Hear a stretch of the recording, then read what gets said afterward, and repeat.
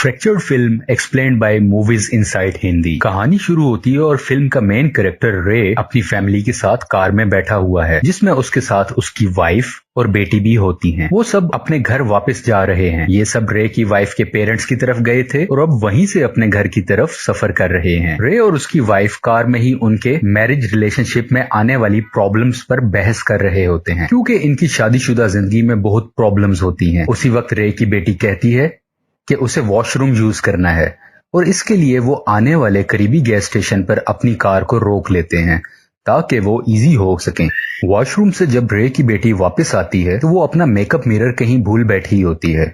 इस मिरर के लिए रे की वाइफ वॉशरूम में ढूंढने के लिए जाती है और रे कार की बैक सीट पर देखता है कि इसे ये मिरर मिल सके। इसका ध्यान कार की तरफ होता है और उसी वक्त रे की बेटी के पास एक आवारा कुत्ता आ जाता है जो सामने आकर भौंकता है, जिसकी वजह से रे की बेटी डर जाती है और पीछे की तरफ चलना शुरू कर देती है, जहाँ एक डीप होल होता है, यानी कि बहुत गहरा गड्ढा होता है। रे उस डॉग को देख लेता है और उसको डराने के लिए उसकी तरफ एक पत्थर फेंकता है ताकि वो डॉग भाग जाए।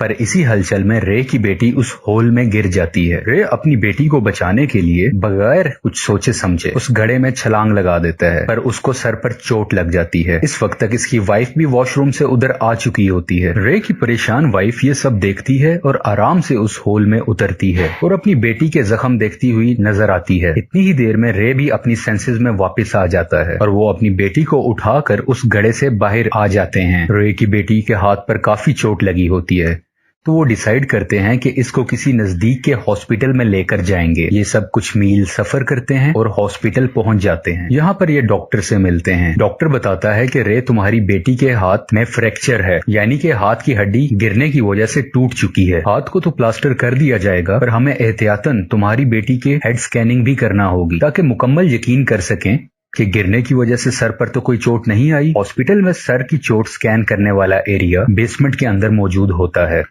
रे अपनी वाइफ को अपनी बेटी के साथ चेकअप के लिए बेसमेंट में भेज देता है और खुद वेटिंग एरिया में सो जाता है, क्योंकि वो बहुत थक चुका होता है। रे 1 घंटे के बाद जागता है और वो हॉस्पिटल स्टाफ से पूछता है कि काफी वक्त हो चुका है, क्या वो अपनी वाइफ और बेटी से मिल सकता है। स्टाफ अपने रजिस्टर चेक करते हैं और रे को बताते हैं कि आपने जो नाम बताए हैं उनका कोई रिकॉर्ड्स हमारे रजिस्टर्स या कंप्यूटर में अवेलेबल नहीं है, यानी कि ना आपकी वाइफ का नाम है ना ही आपकी डॉटर का। उस हॉस्पिटल के बहुत से डॉक्टर्स की ड्यूटी शिफ्ट चेंज हो चुकी होती है, लेकिन नर्स स्टाफ अभी भी वही होता है जो पहले था। एक नर्स बताती है कि रे हॉस्पिटल में अकेला आया था और इसके साथ और कोई शख्स नहीं था। इसके अलावा रे के सर पर चोट भी लगी हुई थी और इसके सर की चोट को मैंने ट्रीट भी किया था। रे परेशानी की हालत में गुस्सा होने लगता है।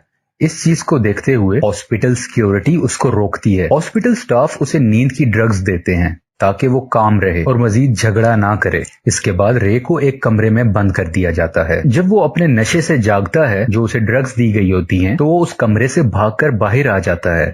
यहाँ वह 2 पुलिस ऑफिसर्स को हाथ से इशारा करता है और उन्हें ये सब हुए वाकये के बारे में डिटेल के साथ बताता है और आखिरकार पुलिस ऑफिसर्स को इन्वेस्टिगेशन करने के लिए मना ही लेता है। जब पुलिस उसके साथ हॉस्पिटल में दोबारा से आती है तो मजीद इन्वेस्टिगेट करती है, जिस पर मालूम होता है कि वाकई रे अकेला आया था और इसके साथ इसका कोई फैमिली मेंबर नहीं था। रे बताता है कि हम गैस स्टेशन पर थे तो वहां मेरी बेटी गलती से गिरी और बाकी सब डिटेल्स भी बताता है।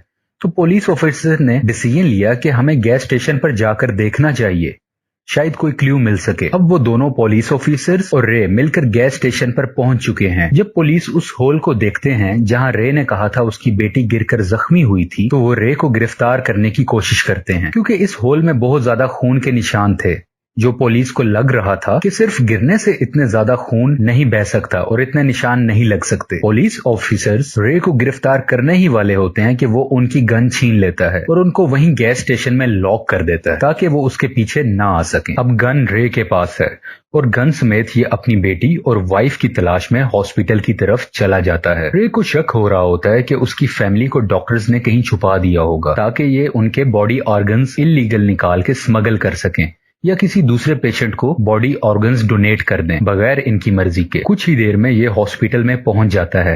यहाँ पर सिक्योरिटी से लड़ता है और बेसमेंट की तरफ चला जाता है। यहाँ इसे अपनी बेटी नजर आती है जिसके बॉडी ऑर्गन्स अभी निकालने ही वाले होते हैं और साथ इसकी वाइफ भी होती है।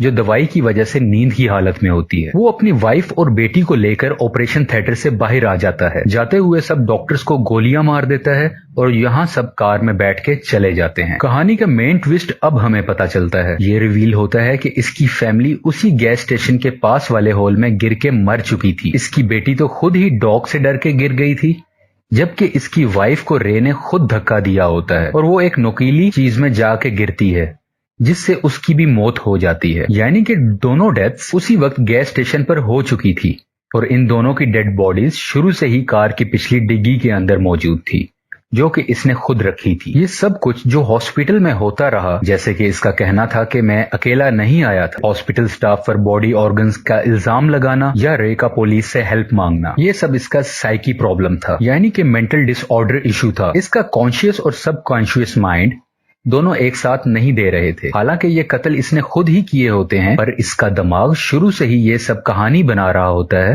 ताकि जो मर्डर्स इसने किए वो उसे इनकार करे। रे एक जहनी मरीज है और वो ये सब कहानी खुद ही सोच रहा होता है, जबकि कत्ल करने वाला वो खुद ही था। और आखिर में हम देखते हैं कि वो लोग जो ये हॉस्पिटल से भगा के लाया था अपनी फैमिली मेंबर समझकर, वो एक सीरियस पेशेंट होती है और वो भी अपनी जान खो बैठती है। आपको एक्सप्लेनेशन पसंद आए तो अपनी फीडबैक कमेंट सेक्शन में बताएं। Thanks for watching.